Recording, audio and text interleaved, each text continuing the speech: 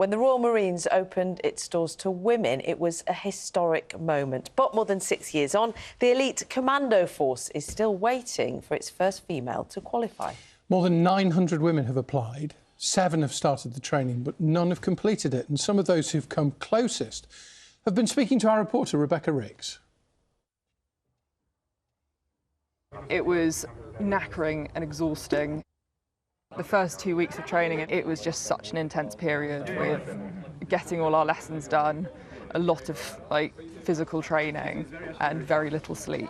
Pippa Birch was on course to make history, not in rowing, but as Britain's first female Royal Marines commando. It just looked incredible, and just the whole structure of it, I was like, I want to go for this. Women have supported men on the front line for decades, but ground-close combat was banned. In 2016, that all changed. We're hearing that David Cameron has lifted the ban on women serving in close combat roles. The Royal Marines, the last to accept women. It's 32-week training, one of the toughest in the world. Pippa was the first to be accepted. It was still a shock. I don't think anyone can prepare for this sleep deprivation. There's no way you can get yourself ready for that other than just turning up and surviving. I definitely was in shock. In her first attempt, Pippa fractured her femur. After a year in rehab, she tried again, but it was not to be. After 24 weeks, she made the call to leave.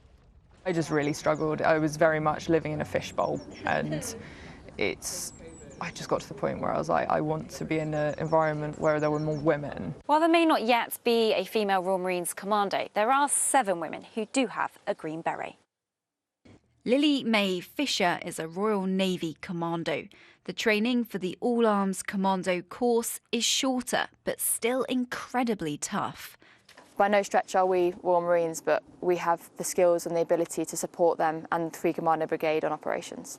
And they still have to complete the commando tests if they want to earn one of these. It was, you earn your green beret the same as everybody else. You carry the same kit as everybody else. You pass the tests the same as everybody else.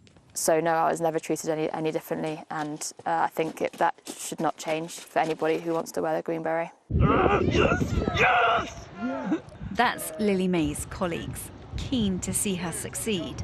It was so much harder than I expected it to be. Because there's so many more factors to it. Sleep deprivation, self-induced pressure, doubt. So my advice to women who want to join is don't be shy and don't hold back, and basically just be willing to fail. It took me 5 years to get into the Navy because I kept failing, and I knew I wanted to be here, and I'm eventually here, and now I've had a really great career.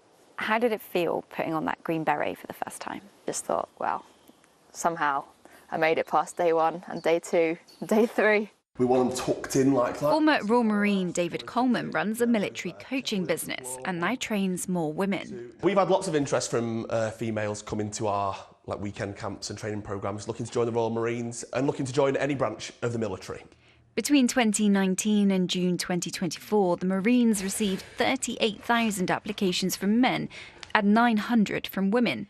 Large numbers of women were never expected to apply.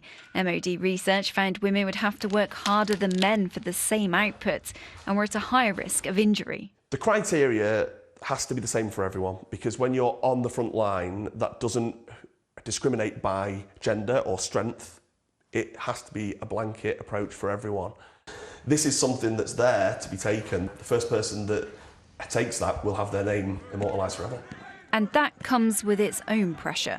I had a load of articles written about me, so my face was plastered in these papers. So I was like, if I shave my hair off, nobody's going to realise it's me. The Royal Marines say entry requirements for training at their Lympstone base in Devon remain some of the highest in the world, and it's imperative they are the same for both men and women.